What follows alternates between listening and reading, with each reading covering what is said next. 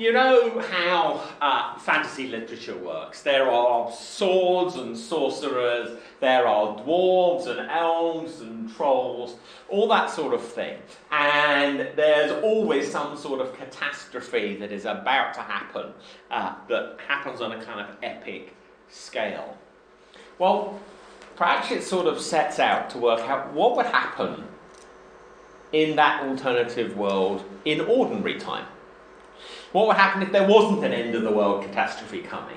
Or actually, as you discover in his books, quite often there is an end-of-the-world catastrophe coming. But unlike sort of most of the classic fantasy literature, most people don't know it's about to happen.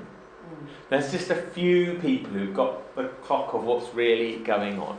So he wants to think about that. His style is sometimes described as sort of comic absurd. So if any of you have read any P.G. Wodehouse, it's that sort of level of writing that is in there. He likes a joke in a book, Good Omens, that he wrote with Neil Gaiman. He has this angel and this demon who find themselves on the same side because they both decide they don't want the end of the world to happen. And there's a sort of discussion about how the demon claims credit for the M25 and the angel claims credit for the fjords of Norway. And then there's a footnote which says both of them blame the other one for Milton Keynes. And so he's got these sort of lines in there. He likes puns. And I think there's all sorts of really interesting stuff going on under the surface. So, Sir Terry Pratchett, 1948 to 2015, was a long-time resident of Broadchalk in Wiltshire. He sold more than 100 million books in his lifetime. He was Britain's best-selling author in the 1990s.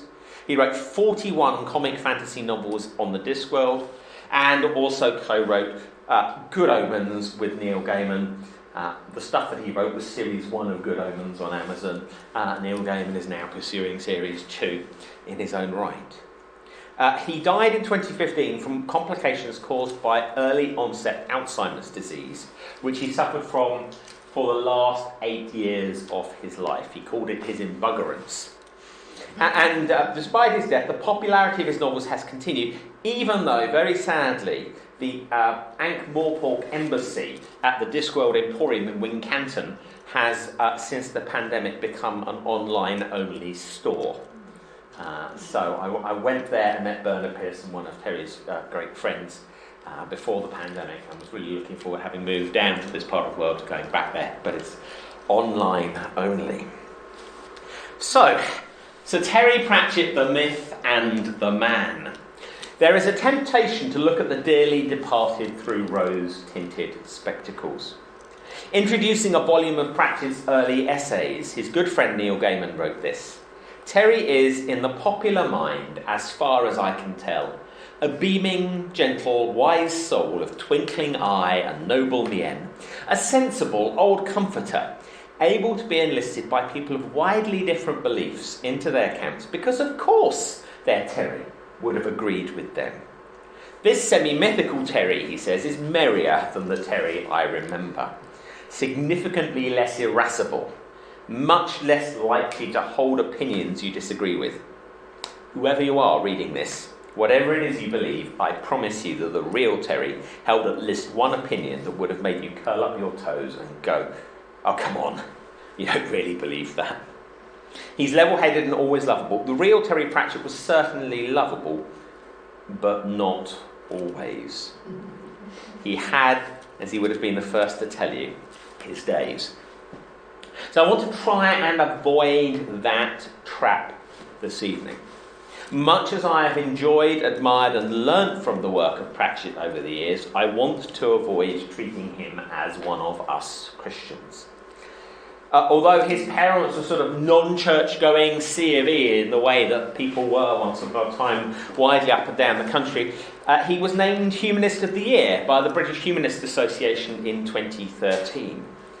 So what I want to do this evening is to take his views on religion, expressed in his Discworld novels and in the occasional piece of short prose that he wrote, at face value, to see what we can learn from them and how they might help us in our own wrestling with God.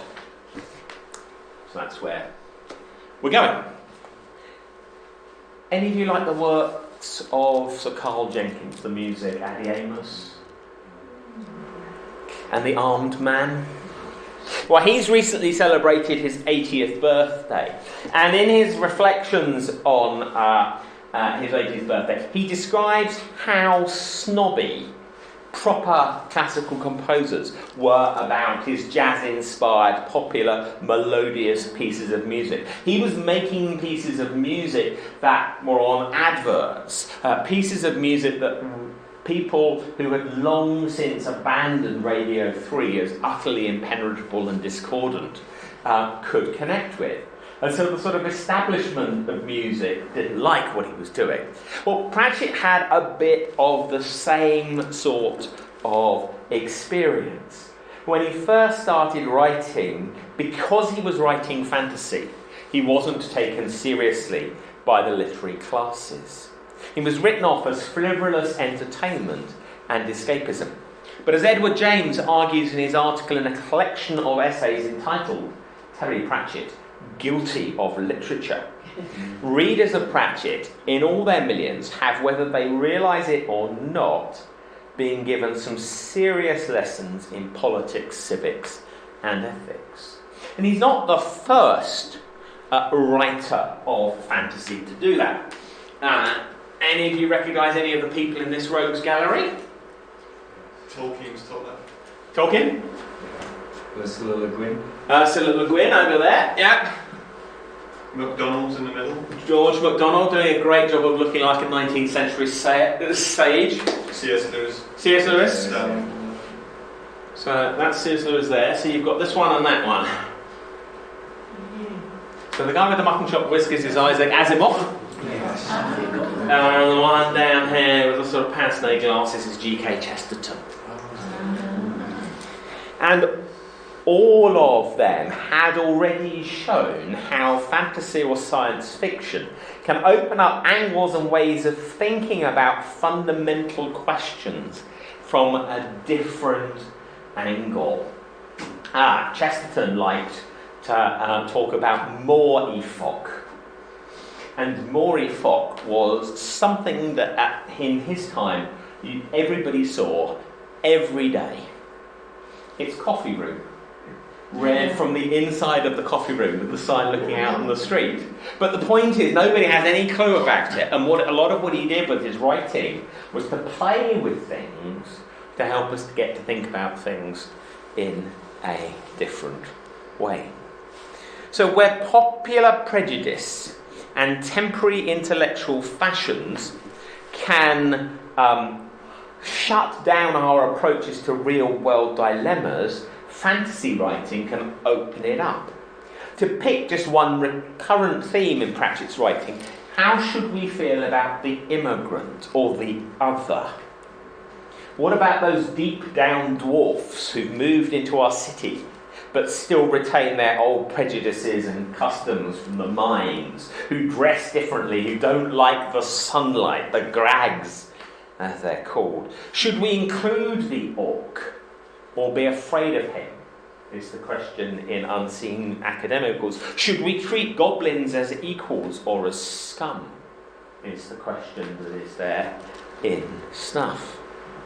And the idea is to get us to think about this in a kind of safe space, alternative universe. He begins to just open up our perspectives to get us thinking about things so that we can then come back to the real world questions about how we deal with those blow-ins or incomers who have suddenly arrived where we are.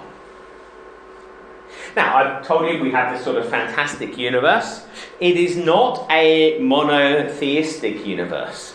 It is fought over by squabbling gods, blind Io, Offler the crocodile god, Fate, and the Lady Luck are just some of the many gods. They all sit on the mountain of Cor Celesti, which is at the heart of the Discworld. It's the sort of whatever the bit in the centre of the wheel is called, that everything spins. spins around. So it's the hub. They sit. That's where they are when you go into retirement, you think about sticking on your front door, done roaming, but instead, done manifesting is what the Discworld gods go for. In Small Gods, which is the 13th Discworld novel, the power of each of these gods waxes and wanes depending on how many people believe in them and how strongly they believe. Now, Small Gods is actually set in Omnia. Omnia is a theocratic state whose religion teaches that Om is the only true God. Omnians are monotheistic. They're presented by Terry Pratchett as the Discworld's equivalent of a combination of the Jehovah's Witnesses and the Puritans. As the name of visit the infidel with explanatory pamphlets, who subsequently becomes custom visit in the Ankh-Morpork City Watch, indicates, those sort of wonderful Puritan names, but then a capacity for handing out tracts to people at any given moment. And the entire plot of Small Gods is built around the idea that despite the carapace, despite the shell of the state religion, true faith in Om has dwindled almost to nothing. So that brother, brother spelled B-R-U-T-H-A, is the only true believer in Om left.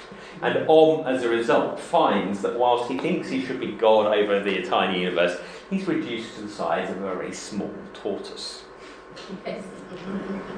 Now, what bothers Pratchett about the Omnians is their rigid certainty that they are right and that everyone else is wrong, and the crusading mentality that this promotes when combined with power and a capacity for violence. So brother is the hero of Small Gods, the villain is Grand Inquisitor Vorbis. Now Pratchett, I think, believes that goodness is to be found everywhere, in all kinds of people, not just those of our own tribe. And he also believes, I think, that life is more messy than any set of dogmas can or ought to control. But the Omnians actually aren't the big enemy for him. One of the things about Pratchett's writing, one of the things that once you get past page 8, people enjoy about Pratchett's writing, is that he finds it really difficult not to like his characters. There's a wide variety of human, dwarf, goblin and so on life that he finds interesting and fascinating and is able to bring to life. He likes individuality, he likes personality. The real big bads in his novels are the auditors. Rationalist, faceless non-entities who seek to destroy freedom and life in the name of order. They want to clean up the Discworld, and the way to clean it up is to get rid of all that sort of yucky, messy life that's there. Only when it's inert are they going to be happy.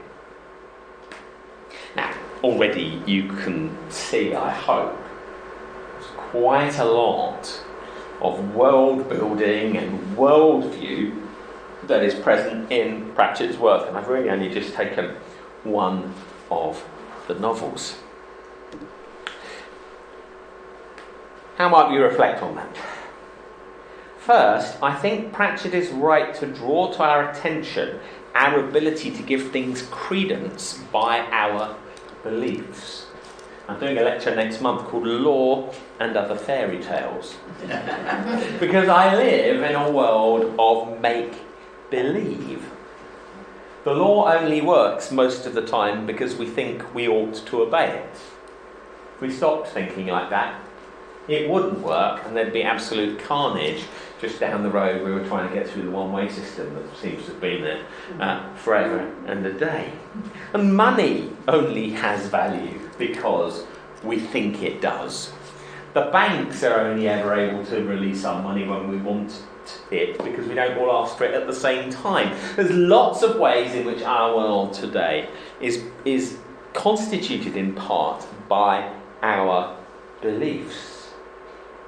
Secondly, In Pratchett's very first Discworld novel, The Colour of Magic, which is one of the ones that features the hapless wizard Rincewind, there's another key character, a tourist from the Agatian Empire, the sort of equivalent of China. And he's called Two Flower, and he just behaves in all the ways you would expect the stereotypical snap-happy, either American or Chinese tourist to behave when wandering around Europe. And in that book, Two Flower meets the goddess the lady, so the anthropomorphic personification of Lady Luck, and he says to her, "We don't have gods where I come from." "You do, you know," said the lady. "Everyone has gods. You just don't think they're gods." Another writer, David Foster Wallace, in his 2005 commencement address at Kenyon College, entitled his address, "Everybody Worships." Human beings are created to worship. We worship money, we worship security, we worship sex, we worship power, we worship status, we worship the blissful numbness that drugs or alcohol appear to promise. We create all sorts of idols. How do we learn to recognise idols? How do we learn to name our gods? But idols are things we end up sacrificing everything else of value in order to pursue. The third thing I think that we can pull out at this point is the constant human tendency to create gods in our own image. And that's not just true of the idols we worship, it's also true for Jews, Muslims and Christians who claim to worship the one true God. Pratchett knew that our ideas of God are too small. I've been married for nearly 30 years, but my wife still has the capacity to surprise me. Does God ever surprise you? If not, if you can get your head round God, then your idea of God is too small. And part of the discipline of reading and rereading Scripture and reading writers who disagree with us, especially when it makes us feel uncomfortable, is a challenge to let God out of the box that we are constantly trying to put God in. But having said there are all those positive things to draw out of what Pratchett is doing, there is a sort of implicit suggestion in the way he sort of contrasts polytheism with omniism that I think we need to be wary of. There's a certain degree of intellectual fashion at the moment to suggest monotheism is bad and restrictive and polytheism is more tolerant and treats people with more dignity. Well, actually, as a historical claim, that is just frankly bunk. As David Bentley Hart in Atheist Delusions or Tom Holland in Dominion, amongst others, have shown, the Greco-Roman polytheistic world was not more enlightened and tolerant. It was a place where you had people fighting to the death for the amusement of others. And in part that's because a polytheistic world is a world in which the realm of the divine is a realm of violence and chaos. Thunder and lightning, the storm gods fighting. There's turf wars going on in the heavens. So if that's what it's like above, then you see that's your expectation of what it's going to be like below. It's the monotheistic world, it's the world in which God is on the throne, and ultimately peace and order are to be hoped for. If you don't have that, the polytheistic worldview either gives you this idea that there's inevitably going to be violence between human beings and human cultures, or you get the endorsement of some all-powerful human ruler who will impose peace through their will. But you don't have to do much work to think of contemporary rulers who impose peace within their own country through their will and then go and attack their neighbours. So, I've done one and a bit out of 41 books, so we better just pick up the pace. In the Discworld, the gods with a small g are not the ultimate reality. If you have a polytheistic universe, what you tend to end up with is gods who are products of the universe. They're creations of the universe. They live within the universe. Whereas a god with a capital G is a god who creates and governs the universe. Now, as I've illustrated, the implication of the sort of polytheism that Pratchett is pointing to is that we would expect to see a universe that was chaotic and perhaps without a moral compass, forever turning. He loves, by the way, the dictionary and picking up old words. Yeah. What did we say before clocks were invented? Clockwise and anti-clockwise were still things that people did. Anti-clockwise in Pratchett's universe is widdershins, going backwards. And we all know the crescent moon, don't we? The moon that isn't quite got to halfway. So what's the moon called when it's got beyond halfway but hasn't become a full moon? Gibbous, yeah. So he likes the gibbous moon. He has a character, being one of his trainee witches. She stamps all her butter with a gibbous moon on it. So he loves these sort of little words. But there is a defiant belief in objective truth, justice and goodness running like a stick of rock through his work. Astute reviewers of Pratchett's books have spotted that whilst his style is like P.G. Wodehouse's wit set in J.R.R. Tolkien's world, running underneath the punning, there is an allegory and satire as powerful as that of Jonathan Swift, Dean of St Patrick's Cathedral in Dublin and the author of Gulliver's Travels and A Modest Proposal. You know, Gulliver's Travels, the guy goes one place that he's too small, one place he's too big. Anybody know what his modest proposal was? Yes. Go on then. Well, we could solve a lot of problems if we ate the meat that was available to us in the small children of Irish novels. That's right, yeah. So he's in Ireland. He says, the trouble is that Ireland is overpopulated, so what we're going to do is export small children to be eaten on British tables. And he was making a really, really serious point about the maladministration of Ireland by the British. One or two people didn't get the joke, really tragically. And there's that same sort of rage. Sorry, I'm having trouble understanding right now. Please try again. That's put it across. And there was me thinking I was connecting with my audience. I had a similar experience when I was talking about the Assyrians and somebody's phone woke up so they thought I'd said, "Hey Siri."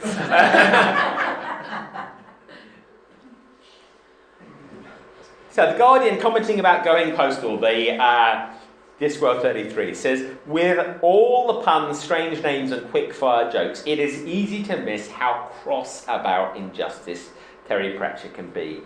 This darkness and concrete morality sets his work apart from imitators of his English absurd school of comic fantasy. He's not just writing to entertain. He's got something quite important that he wants to say. Neil Gaiman was similarly adamant, writing in The Guardian in the year before Pratchett's death. Terry Pratchett isn't jolly, he's angry. And he's just finding a way of expressing that anger and getting past our guard. So Pratchett's anger and injustice is presented to us principally through two characters, Samuel Vines and Granny Weatherwax. This is Commander Sam Vines of the Ankh-Morpork City Watch. Who does he remind you of? Clint Eastwood. Absolutely. He is Clint Eastwood's Dirty Harry. The Latin badge that the Ankh-Morpork City Watch has says, Facum Diem Punk, make my day punk, in dog Latin. and Eastwood's Dirty Harry character is plugging back into Raymond Chandler's Philip Marlowe, the hard drinking, hard bitten, private investigator in the kind of film noir world, and that's a sort of, 20th century version of the knight errant. Yeah, the person who goes, that Don Quixote wanted to be, the person who goes around riding around in the Middle Ages, rescuing damsels and slaying dragons. It's that that's being plugged into, except that as Pratchett tweaks it, Sam Vimes starts off in the gutter, and one of the things that rescues him from the gutter is Lady Sybil Ramkin, who is a very, very posh,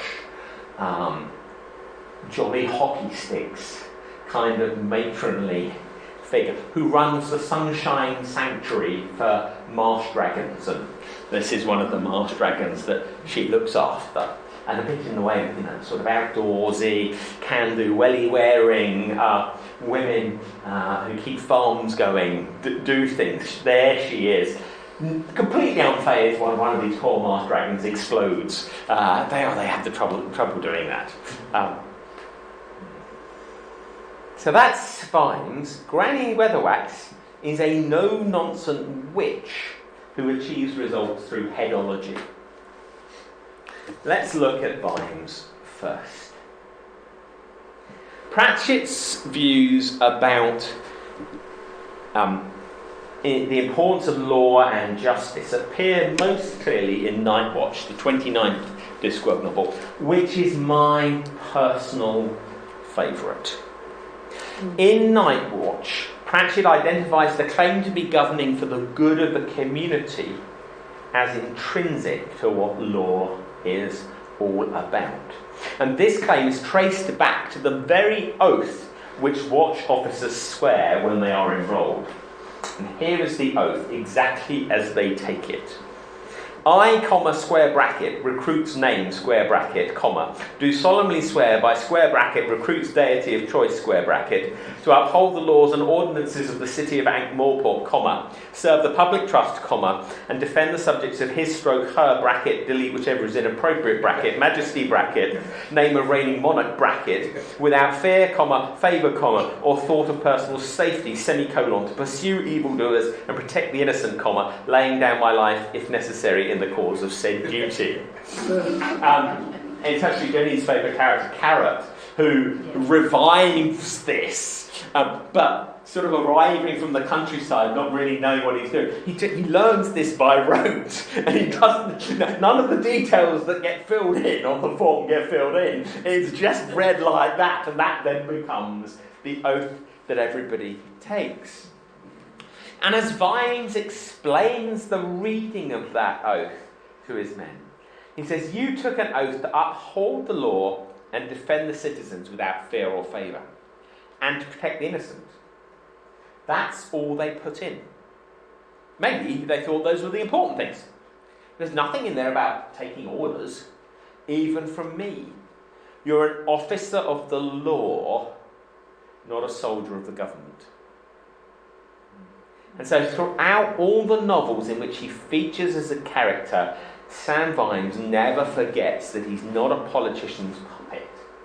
He's an officer of the law. Now that's in part because one of his ancestors, Stone-Faced Vimes, cut off the head of one of the kings who was an absolute tyrant. So there's sort of reference back to Cromwell that is there in Vimes's heritage.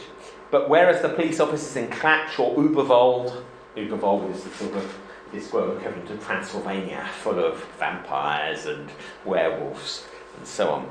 But whereas those police officers are enforcers for city rulers, right from the beginning in guards, Ankh-Morpork's watch are, under Vimes's command, officers of the law. And in Night Watch he explores what it means to be an officer of the law when law and order has broken down. But he clearly links law to a series of goods: defence of citizens, pursuit of evildoers, protection of the innocent. Now, Pratchett doesn't like it when there is no law and when the gangs are dominating. He is also furious about any form of privilege, whether of private interest or wealth. In Men at Arms, Vimes challenges the culture of the guilds which has developed. and overcomes the claim that it is guild law that prevails inside guild walls. In Night Watch, where he travels back in time to a point where secret police are terrorising the population, he has an exchange with a seamstress named Rosie. Seamstress, by the way, is a euphemism for a lady of the night in Pratchett's world. He says, there are law unto themselves over in Ankh. Some rough man walking around with no tradesman's tools, well, he can be turned off the patch, and if they rob you blind while they're doing it, who's going to care, she says. Yes, thought Vimes, that's the way it was. Privilege, privilege, simply means private law. There are two types of people who laugh at the law. Those who break it and those who make it. Well, it's not like that now. We've gone back in time to see what it was like before. I won't spoil how the plot then develops from there. So in Christian thought, the idea that there is some sort of objective right and wrong, the idea that the same rules should apply to everyone, cashes out in two ways. One way is through the Ten Commandments. The other way is through what's sometimes called the natural law, the universal sense of morality about how we should treat one another. And natural law was understood by Christian thinkers in the Middle Ages and in the early modern period as being the law which applied regardless of what the ruler said. So Pratchett explores the difference natural law makes in practice in Snuff, the 39th Discworld novel. So the story takes place in the Shires. They're a district outside Ankh-Morpork, near the family home of Vimes' wife, Lady Sybil Ramkin. The law of Ankh-Morpork does not apply there. What law there is made by the local landowners. That's the situation England was in until the reign of Henry II. So it's Henry II, the first English king, who got his judges out on horseback to ride around in circuits and go and make sure that if you felt unjustly treated by the lord of the manor, you had an ability to appeal to the king.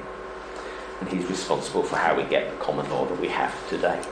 But there is no such thing here. The local landowners have goblins that are living in caves, and they treat them as slaves. They regard them as vermin. Vimes disagrees.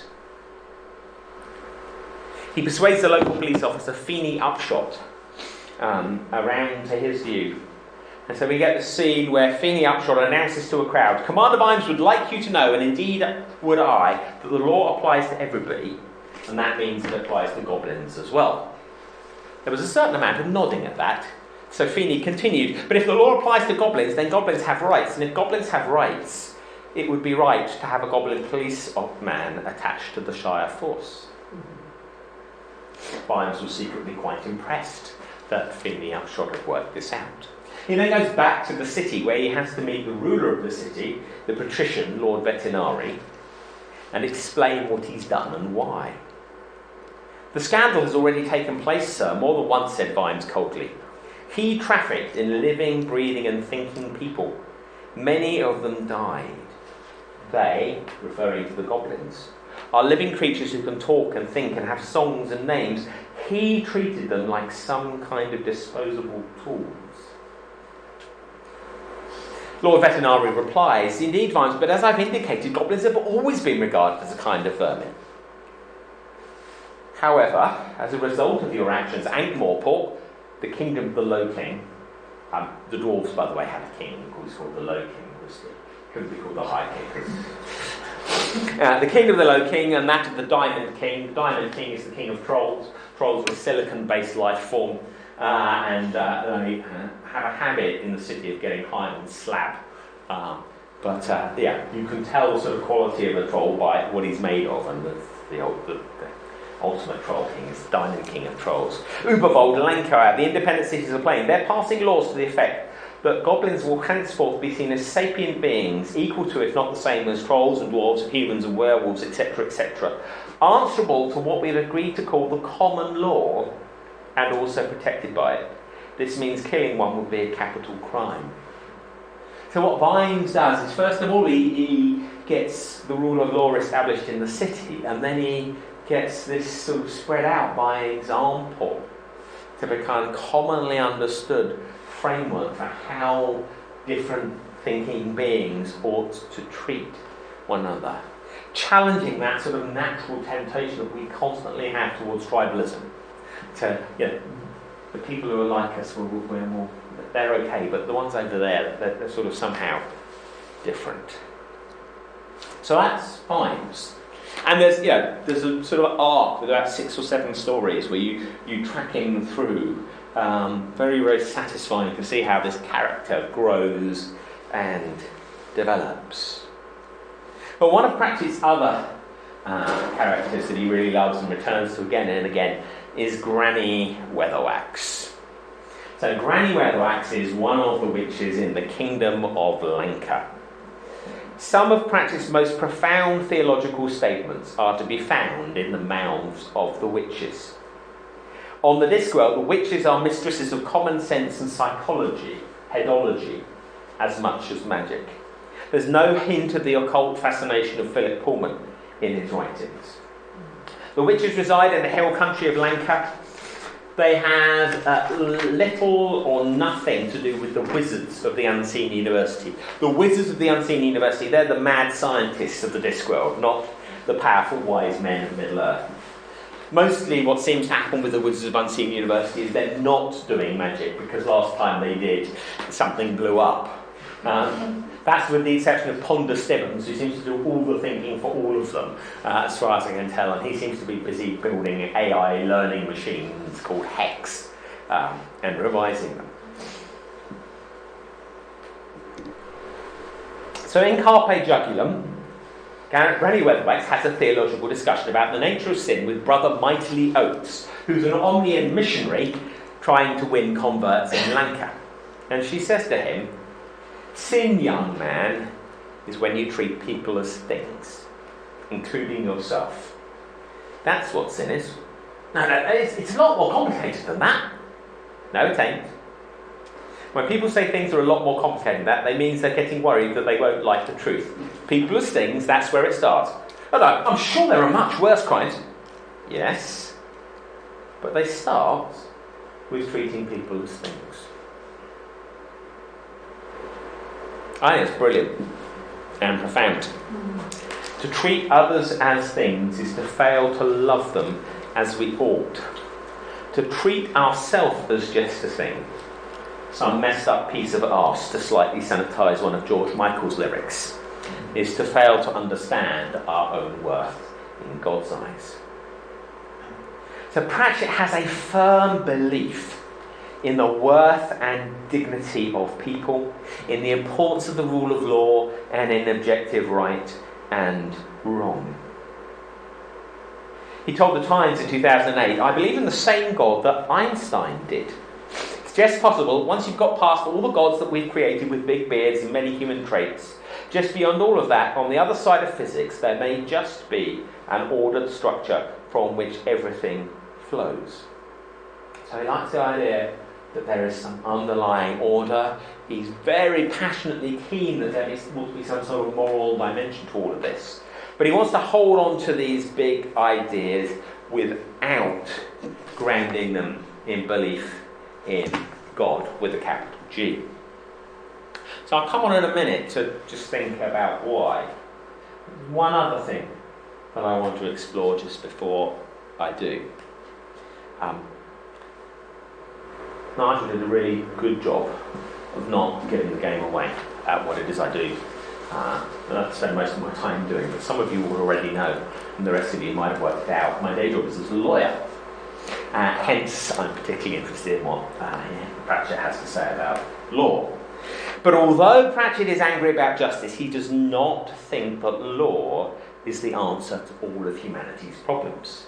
In Night Watch, he reflects on the proper scope of the police officer's role. You aren't some walking god dispensing finely tuned natural justice. Your job is simply to bring back the peace.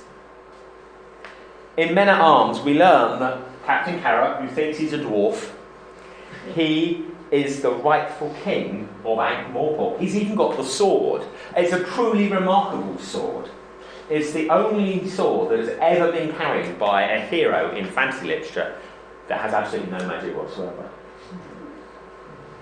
But what we see is that Carrot, when he discovers who he is, he has this sort of power to just convince people to do stuff. When he says, right, look, stop the fighting, he will clear up a bar brawl in what is, at various times, either the mended drum pub or the broken drum pub.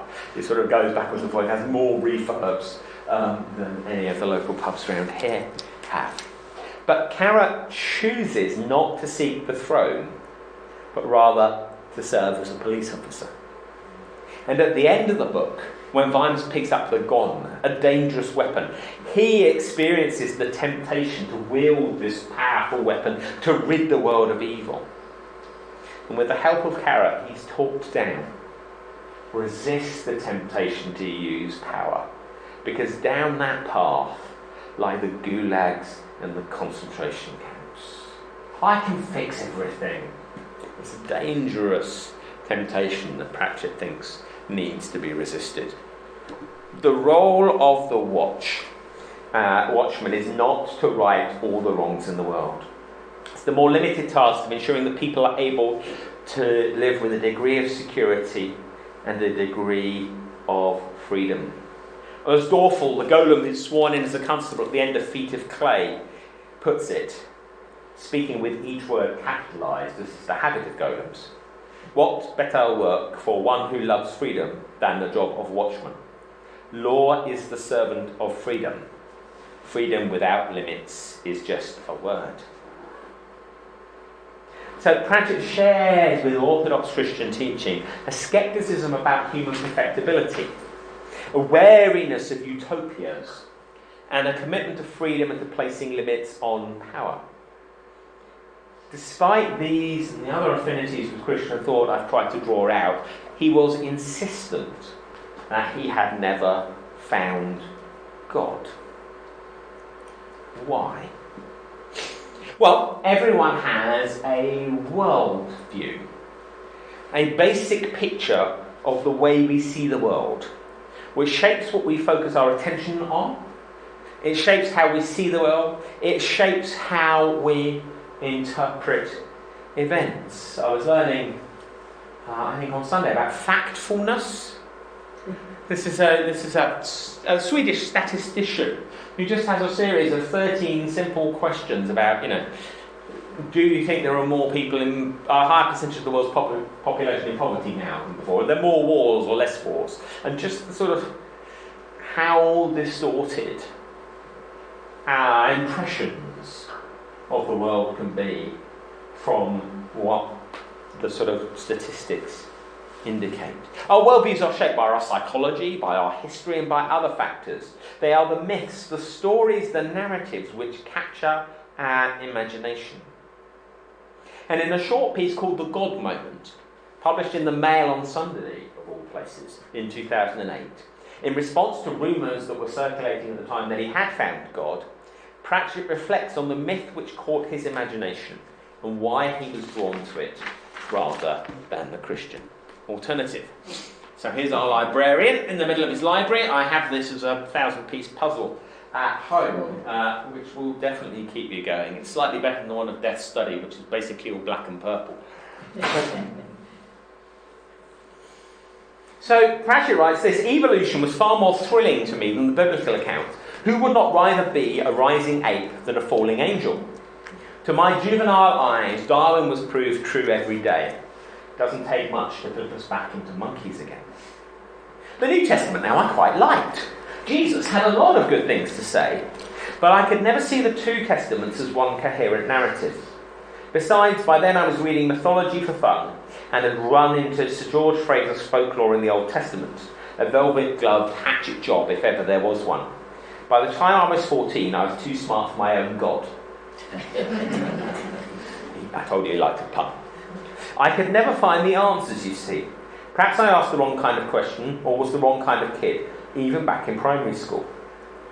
Later in that piece, he comments wistfully, I wonder what my life might have been like if I'd met a decent theologian. when I was 9. Well, I'd have loved to talk to young Terry Pratchett. Like him, I read mythology for fun as a teenager, but I was drawn to C.S. Lewis's conviction that Christianity was the myth that came true. I think my adult self might have been able to make a decent attempt at explaining to him how the Old and New Testaments do form one consistent narrative. A true story about God who is even angrier about injustice than Pratchett is, and who decided to do something about it by sending first prophets and then his own son in order to rescue us, to show us how and to equip us to live lives where we treat other people as equals with dignity and with respect. But I think actually that Pratchett's doubt about God runs deeper than an inability to connect the Jesus of the New Testament with the God of the Old Testament. As I read him, Sir Terry Pratchett was a protest atheist. Protest atheists are often serious thinkers who reject God or the Christian view of God because they believe that picture of God to be immoral. Now we hear Pratchett's protest atheism in a story Lord Vetinari, the ruler of Ankh-Morpork, tells in Unseen Academicals, the 37th of the Discworld novels. When I was a young boy on holiday in Ubervold, I was walking along the bank of a stream, and I saw a mother otter with her cubs. Very endearing sight, one that we love to see on Spring Watch. Even as I watched, the mother otter dived into the water, came up with a plump salmon, which she subdued and dragged onto a half-submerged log.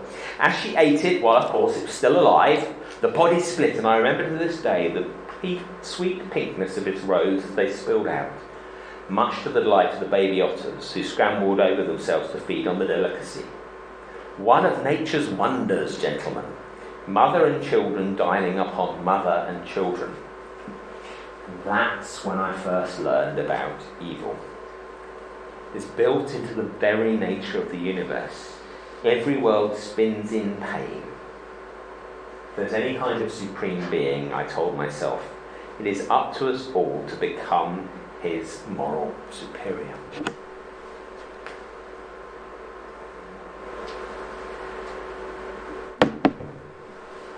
How might we respond to that?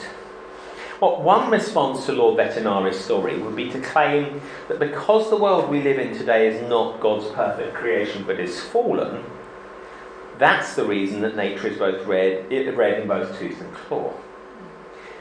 I don't think Pratchett would find that response convincing, because it assumes the truth of the Christian story rather than proving it.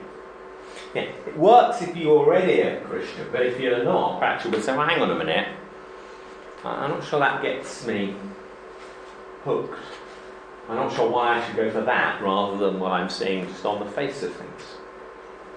A second response would be to claim that there's nothing untoward about the otter feeding on the salmon because there's a natural hierarchy of organisms in which humans are higher than other mammals, mammals are higher than fish, and so on. This is the kind of medieval idea of a great kind of chain of being running up and down the scale in which each higher level in the scale is entitled to make use of the ones that are lower down the scale. I don't think Pratchett would find that account persuasive either, and there are reasons to be concerned about the idea of hierarchy in a era where we're becoming ever more aware of the balance and interdependence of all nature, including ourselves. Okay, so tried a couple of responses that I don't think would have persuaded. What about this one?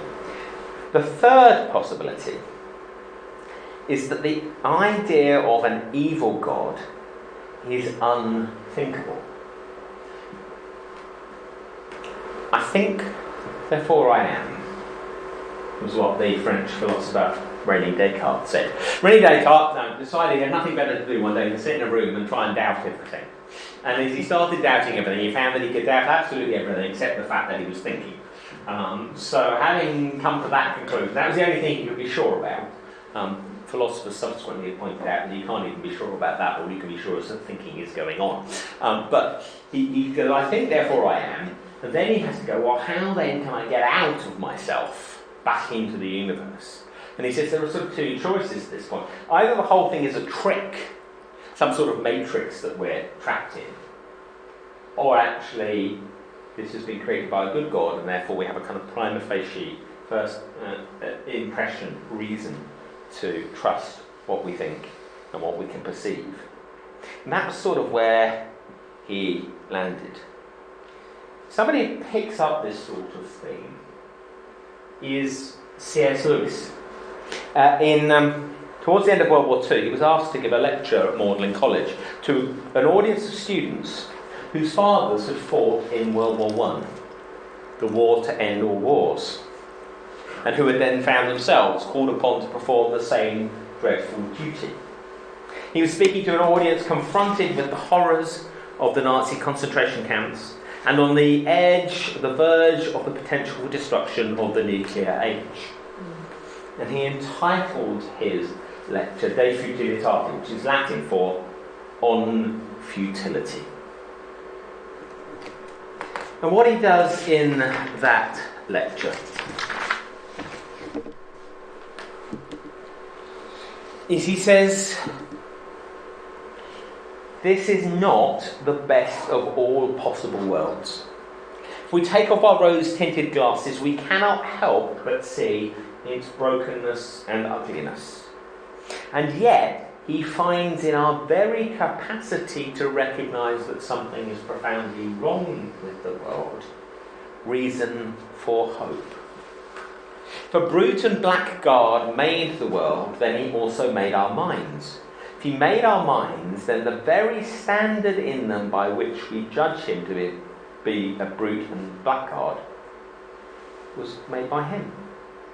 How can we trust the standard which comes from such a brutal and blackguardly source? If we reject him, we ought to reject all his works.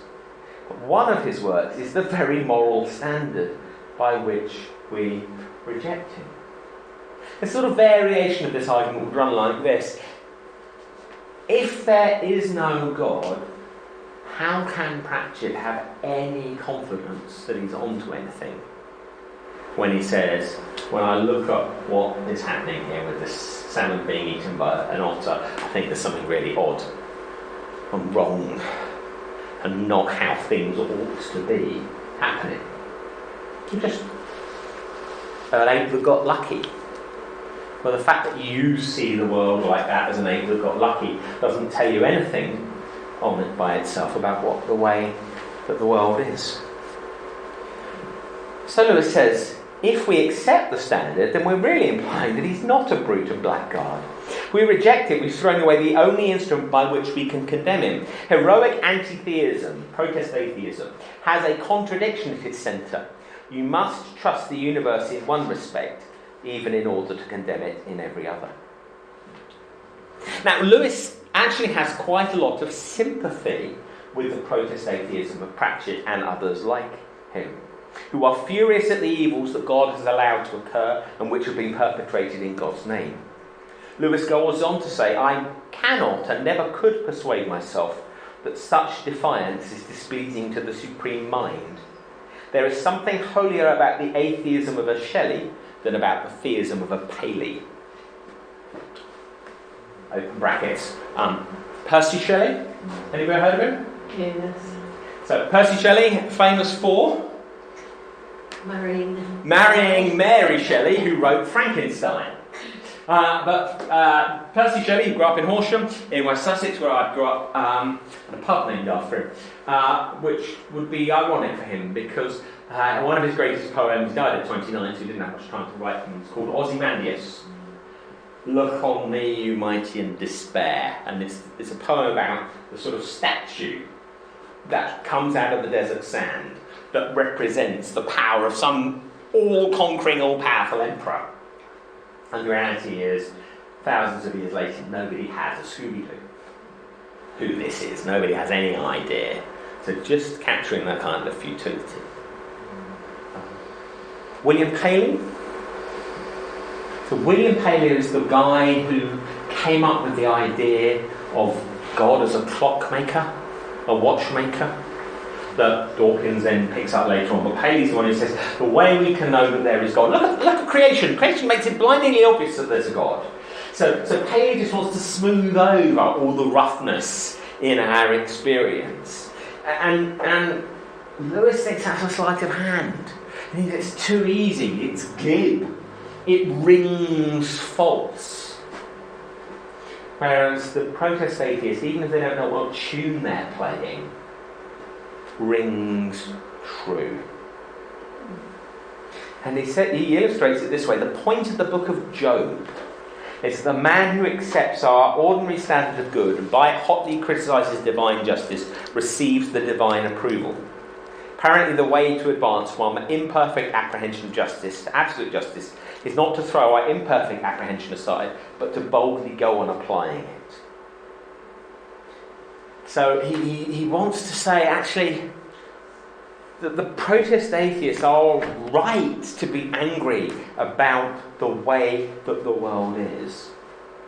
But they're wrong to think that that means chucking out God. Actually what you have, one of the things you find, just one like a stick of rocks with that Old Testament that Pratchett could never make sense of, is this sort of, I know God must be just, say the Psalms, but I look at my own life and how messed up it is, and I don't see it. That's what Job is about. I'm told there's a time for everything, but actually the world looks pretty messed up. Is there any justice under the sun, is what Ecclesiastes says. I know that God must be just and God loves us, but we seem to be in a complete mess, is basically how all the history books and the prophets won. So on the one hand, there's constant affirmation of what truth and justice ought to look like, and then just not seeing it anywhere. So C.S. Lewis's response to protest atheism is similar to the one offered by Fyodor Dostoevsky. Neither great writer seeks to explain away the ugliness and violence in the world. Lewis does not excuse God from accountability. His response affirms our moral indignation, but challenges us to trust, like Job, in God who will one day have the last word. We can have confidence that the God who's the source of our righteous indignation about injustice is even more committed than we could possibly imagine to dealing with it. But we would have wanted Jesus to build upon the crowd's acclaim on Palm Sunday, which is just coming up, to seize political power. But Jesus saw that as the sort of gun that Pratchett places in Vime's hand. Instead, Jesus suffers the worst the world can throw at him, enduring the agonies of the cross in order to release the hopeful healing power of the resurrection. As Rebecca Valerius puts it in her commentary on Lewis's argument, as difficult as it is to imagine now, the universe is moving towards a final picture in which this ultimate source of reason and goodness has promised to wipe away every tear that has ever been shed in the face of futility. It's to that end that my hopes cling. And she wrote that as a biochemist, looking at the sort of order that she saw, but also the destruction that she saw, and as somebody who had nursed a friend through the ravages of Parkinson's and Alzheimer's. All of which brings me to my final topic. One of Pratchett's most beloved characters, death. If the Victorian era was obsessed with death and couldn't talk about sex, perhaps in our own time we have the opposite problem. Death in the Discworld is an anthropomorphic personification who adopts a child, stands in for the Hogfather, that's the Discworld's Father Christmas, enjoys a curry, and carries out his duties without fear or favour. The Discworld's death is kindly death, the natural death we all long for, dying peacefully in our sleep at the end of a life well lived, full of days. Pratchett challenges us to live our lives in the face of death, to learn not to fear death but to accept it, and to think about what it would mean to die well. The Christian hope is the terrifying comfort, as Ethan Macaulay puts it, of the last judgment, and then a kingdom in which justice will rule. I want to finish with what I think is Pratchett's best reflection on death from Small Gods. I mentioned Dostoevsky when thinking about Christian responses to protest atheism. Dostoevsky explores questions of theodicy, that's the justification of God, in Brothers Karamazov. He writes about how Jesus would have been rejected by the religious authorities, and he sets up a scene in which Jesus is confronted by the Grand Inquisitor. So in Small Gods, we've got brother, who pretty obviously behaves like Jesus. And then the Grand Inquisitor, Deacon Vorbis. Well, it doesn't do much to work out that he's modelled on the Grand Inquisitor from Dostoevsky's novel. And at the end of the book, brother dies. Brother's body toppled forward almost gracefully, smacking into the table. The bowl overturned and gruel dripped down onto the floor. And then brother stood up, without a second glance at his corpse. "Ha! I wasn't expecting you," he said. Death stopped leaning against the wall. "How fortunate you were. But there's still such a lot to be done." "Yes, there always is." Brother followed the gaunt figure through the wall where, instead of the privy that occupied the far side in normal space, there was black sand. The light was brilliant, crystalline, in a black sky filled with stars. "Ah, there really is a desert. Does everyone get this?" says brother. "Who knows?" "What's at the end of the desert?" "Judgment." Brother considered this. "Which end?" Death grinned and stepped aside. What brother had thought was a rock in the sand was a hunched figure, sitting clutching its knees. It looked paralysed with fear. He stared. "Vorbis?" he said. He looked at Death. "But Vorbis died 100 years ago." "Yes. He had to walk it all alone with himself, if he dared." "He's been here for 100 years? "Possibly not. Time is different here. It is more personal." "Ah, you mean 100 years can pass like a few seconds?" 100 years can pass like infinity." The black-on-black eyes stared imploringly at brother, who reached out automatically, without thinking, and then hesitated. "He was a murderer," said Death, "and the creator of murderers, a torturer without passion, cruel, callous, compassionless." "Yes, I know. He's Vorbis," said brother. "Vorbis changed people.